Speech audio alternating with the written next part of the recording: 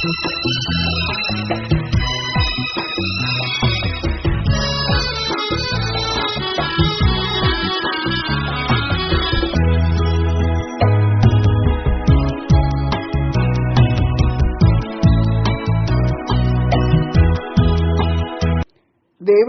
മഹത്വപ്പെടുമാറാകട്ടെ. കർത്താവായ യേശുക്രിസ്തുവിന്റെ നാമത്തിൽ എന്റെ പ്രിയപ്പെട്ട സഹോദരിമാർക്ക് ഷാലോം. കൃപകൾ ദൈവദാനം, അവയെ നഷ്ടപ്പെടുത്തരുത് എന്നാണ് ഇന്നത്തെ നമ്മുടെ ചിന്താവിഷയം.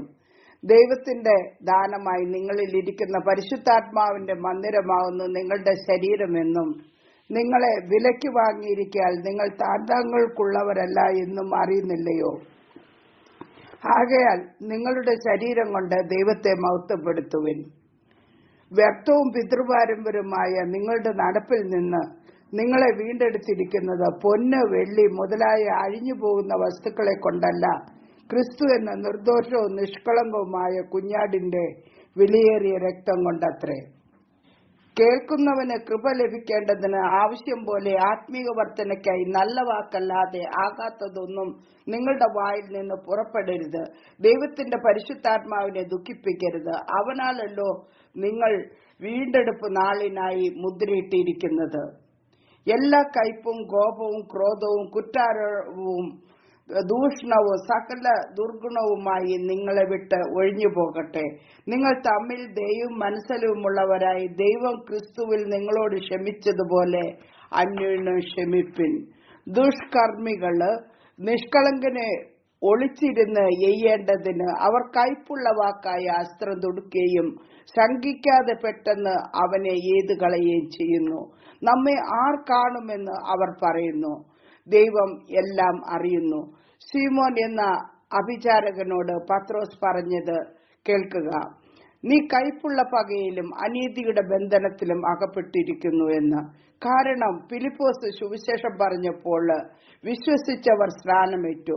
പത്രോസും യോഹന്നാനും കൈവച്ച് പ്രാർത്ഥിച്ചപ്പോൾ അവർക്ക് പരിശുദ്ധാത്മാവ് ലഭിച്ചത് ശീമോൻ കണ്ടാറേ അവർക്ക് ദ്രവ്യം കൊണ്ടുവന്ന് കൊടുത്ത്, ഞാൻ ഒരുത്തന്റെ മേൽ കൈവച്ചാൽ അവന് പരിശുദ്ധാത്മാവ് ലഭിക്കത്തക്കവണ്ണം ഈ അധികാരം എനിക്ക് തരണം എന്ന് പറയുന്നു. പത്രോസ് അവനോട്, ദൈവത്തിന്റെ ദാനം പണത്തിന് വാങ്ങിക്കൊള്ളാമെന്ന് നീ നിരൂപിക്കൊണ്ട് നിന്റെ പണം നിന്നോടുകൂടെ നശിച്ചു പോകട്ടെ. നിന്റെ ഹൃദയം ദൈവസന്നിധിയിൽ നേരുള്ളതല്ലായിക്കൊണ്ട് ഈ കാര്യത്തിൽ നിനക്ക് പങ്കും ഓഹരിയുമില്ല. നീ ഈ വഷളത്വം വിട്ട് മാനസാന്തരപ്പെട്ട കർത്താവിനോട് പ്രാർത്ഥിക്ക, പക്ഷെ നിന്റെ ഹൃദയത്തിലെ നിരൂപണം ക്ഷമിച്ചു കിട്ടുമായിരിക്കും. മത്തായിയുടെ സുവിശേഷം 12-ാം അധ്യായത്തിലെ സകല പാപവും ദൂഷണവും മനുഷ്യരോട് ക്ഷമിക്കും, ആത്മാവിന് നേരെയുള്ള ദൂഷണമോ ക്ഷമിക്കയില്ല. ആരെങ്കിലും മനുഷ്യപുത്രന് നേരെ ഒരു വാക്ക് പറഞ്ഞാൽ അത് അവനോട് ക്ഷമിക്കും. പരിശുദ്ധാത്മാവിന് നേരെ പറഞ്ഞാലോ ഈ ലോകത്തിലും വരുവാനുള്ളതിലും അവനോട് ക്ഷമിക്കയില്ല. അനന്യാസും സഫീരയും ഒരു നിലം വിറ്റ് ഭാര്യയുടെ അറിവോടെ വിലയിൽ കുറെ എടുത്തു വെച്ച് ഒരംശം കൊണ്ടുവന്ന് അപ്പോസ്തലന്മാരുടെ കാൽക്കൽ വെച്ചു. പത്രോസ് അനന്യാസിനോട് പരിശുദ്ധാത്മാവിനോട് വ്യാജം കാണിപ്പാനും നിലത്തിന്റെ വിലയിൽ കുറെ എടുത്തു വെച്ച് സാത്താൻ നിന്റെ ഹൃദയം കൈവശമാക്കിയത് എന്ത്? അത് വിൽക്കും മുമ്പേ നിന്റേതായിരുന്നല്ലയോ? വിറ്റ ശേഷവും നിന്റെ കൈവശം അല്ലാഞ്ഞുവോ? ഈ കാര്യത്തിൽ നീ മനസ്സ് വെച്ചത് എന്ത്? മനുഷ്യരോടല്ല ദൈവത്തോടത്രേ നീ വ്യാജം കാണിച്ചത്. ഈ വാക്ക് കേട്ടിട്ട് അനന്യാസ് വീണ് പ്രാണനെ വിട്ടു. ഈ സംഭവിച്ചത് ഒന്നും അറിയാതെ സഫീര വന്നു. പത്രോസ് അവളോട്, ഇത്രയ്ക്കോ നിങ്ങൾ നിലം വിറ്റത് പറക എന്ന് പറഞ്ഞു. അതെ, ഇത്രയ്ക്ക് തന്നെ എന്ന് അവൾ പറഞ്ഞു. പത്രോസ് അവളോട്, കർത്താവിന്റെ ആത്മാവിനെ പരീക്ഷിപ്പാൻ നിങ്ങൾ തമ്മിൽ ഒത്തത് എന്ത്? ഇതാ നിന്റെ ഭർത്താവിനെ കുഴിച്ചിട്ടവരുടെ കാൽ വാതിക്കൽ ഉണ്ട്, അവർ നിന്നെയും പുറത്തു കൊണ്ടുപോകും എന്ന് പറഞ്ഞു. ഉടനെ അവൾ അവന്റെ കാൽക്കൽ വീണ് പ്രാണനെ വിട്ടു. ബാല്യക്കാർ അവളെ കൊണ്ടുപോയി ഭർത്താവിന്റെ അരികെ കുഴിച്ചിട്ടു. സർവ്വസഭയ്ക്കും ഇത് കേട്ടവർക്ക് എല്ലാവർക്കും മഹാഭയമുണ്ടായി. പ്രിയ സഹോദരിമാരെ, കൃപകൾ ദൈവദാനം, അവയെ നഷ്ടപ്പെടുത്തരുത്. ആരും ദൈവകൃപ വിട്ട് പിന്മാറുകയും വല്ല കയ്പുള്ള വേരും മുളച്ച് കലക്കമുണ്ടാക്കി അനേകർ അതിനാൽ മലിനപ്പെടുകയും ആരും ദുർനടപ്പുകാരനോ ഒരു ഊണിന് ജ്യേഷ്ഠാവകാശം വിറ്റുകളഞ്ഞ യേശാവിനെ പോലെ അഭക്തനോ ആയിത്തീരുകയും ചെയ്യാതിരിപ്പാൻ കരുതിക്കൊള്ളുവിൻ. ദൈവകൃപ നഷ്ടപ്പെടുത്തിയാൽ ജീവിതം കയ്പായി മാറും. അപ്പോൾ പാപമുണ്ടാകും. യേശാവ് പായസത്തിനു വേണ്ടി തന്റെ ജ്യേഷ്ഠാവകാശം വിറ്റുകളഞ്ഞു. ഒരുത്തൻ പരീക്ഷിക്കപ്പെടുന്നത് സ്വന്തം മോഹങ്ങളാൽ ആകർഷിച്ച് വശീകരിക്കപ്പെടുകയാലാകുന്നു. മോഹം ഗർഭം ധരിച്ച് പാപത്തെ പ്രസവിക്കുന്നു. പാപം ഒഴുത്തിട്ട് മരണത്തെ പെറുന്നു. ജഡിക മോഹങ്ങൾക്കായി ജ്യേഷ്ഠാവകാശവും അനുഗ്രഹവും നഷ്ടപ്പെടുത്തിയ യേശാവിനെ പോലെ നാം മാറരുത്.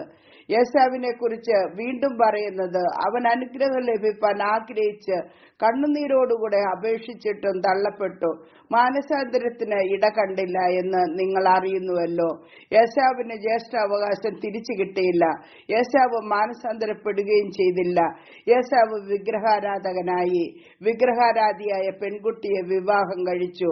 ആ ഹിത്യ സ്ത്രീ നിമിത്തം റിബെക്ക വളരെ വേദനിച്ചുവെന്നും ജീവൻ തന്നെ അപകടത്തിലായി എന്നും ഉൽപ്പത്തി പുസ്തകം 27-ാം അധ്യായത്തിൽ കാണുന്നു. അതേപോലെ ഏലിയാവ് എലീശയോട്, ഞാൻ നിങ്ങൾ നിന്ന് എടുത്തു കൊള്ളപ്പെടും മുമ്പേ ഞാൻ നിനക്ക് എന്ത് ചെയ്തു തരണം, ചോദിച്ചു കൊള്ളുക എന്ന് പറഞ്ഞപ്പോൾ എലീശ, നിന്റെ ആത്മാവിൽ ഇരട്ടി പങ്ക് എന്റെ മേൽ വരുമാറാകട്ടെ എന്ന് പറഞ്ഞു. അതിന് അവൻ, നീ പ്രയാസമുള്ള കാര്യമാണ് ചോദിച്ചത്. ഞാൻ നിങ്ങൾ നിന്ന് എടുത്തു കൊള്ളപ്പെടുമ്പോൾ നീ എന്നെ കാണുന്നുവെങ്കിൽ നിനക്ക് അങ്ങനെ ഉണ്ടാകും, അല്ല എങ്കിൽ ഉണ്ടാകുകയില്ല എന്ന് പറഞ്ഞു. അവർ സംസാരിച്ചു കൊണ്ട് നടക്കുമ്പോൾ അഗ്നിരഥവും അഗ്നി അശ്വങ്ങളും വന്ന് അവരെ തമ്മിൽ വേർതിരിച്ചു. അങ്ങനെ ഏലിയാവ് ചുഴലിക്കാറ്റിന്റെ സ്വർഗത്തിൽ കയറി. എലീശ അത് കണ്ടു.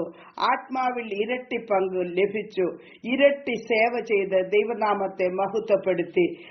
ഭീരത്വത്തിന്റെ ആത്മാവിനെ അല്ല, ശക്തിയുടെയും സ്നേഹത്തിന്റെയും സുബോധത്തിന്റെയും ആത്മാവിനെ ആണ് ദൈവം നമുക്ക് നൽകിയിരിക്കുന്നത്. സത്യത്തിന്റെ ആത്മാവ് വരുമ്പോൾ അവൻ നമ്മളെ സകല സത്യത്തിലും വഴി നടത്തും. ആദ്യമായി തെറ്റിലേക്ക് വീഴുമ്പോൾ പരിശുദ്ധാത്മാവ് അത് നാം പാപമാണെന്ന് നാം ബോധം തീർച്ചയായും നൽകും. എന്നാൽ ആ സ്വരം കേൾക്കാതെ വരുമ്പോൾ പരിശുദ്ധാത്മാവ് നമ്മെ അതീവ ദുഃഖത്തോടെ പിരിഞ്ഞു പോകും.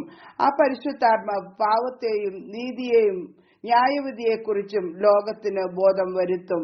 ദൈവം നമുക്ക് തന്ന വലിയ കൃപയാണ്, വലിയ ദാനമാണ് പരിശുദ്ധാത്മാവ്. ആ ദാനം നഷ്ടപ്പെടുത്തരുത്, കെടുക്കരുത്. നാം കാഴ്ചയാലല്ല വിശ്വാസത്താലാണ് ജീവിക്കുന്നത്. വിശ്വാസത്തിന്റെ നായകനും പൂർത്തി വരുത്തുന്നവനായ യേശുവെ നോക്കി ജീവിക്കണം. യഹോവയുടെ ആത്മാവ് ജ്ഞാനത്തിന്റെയും വിവേകത്തിന്റെയും ആത്മാവ്, ആലോചനയുടെയും ബലത്തിന്റെയും ആത്മാവ്, പരിജ്ഞാനത്തിന്റെയും യഹോവ ഭക്തിയുടെയും ആത്മാവിനെ തന്നെ അനുസരിച്ച് നമ്മൾ ജീവിക്കണം. ജഡീക പ്രവൃത്തികളെ സംഹരിച്ചുകൊണ്ട് ആത്മാവിനെ അനുസരിച്ച് ആത്മഫലം ഫലിക്കുന്നവരായി ജീവിപ്പാൻ ദൈവം നമ്മെ സഹായിക്കട്ടെ. ദൈവനാമം വാഴ്ത്തപ്പെടുമാറാകട്ടെ.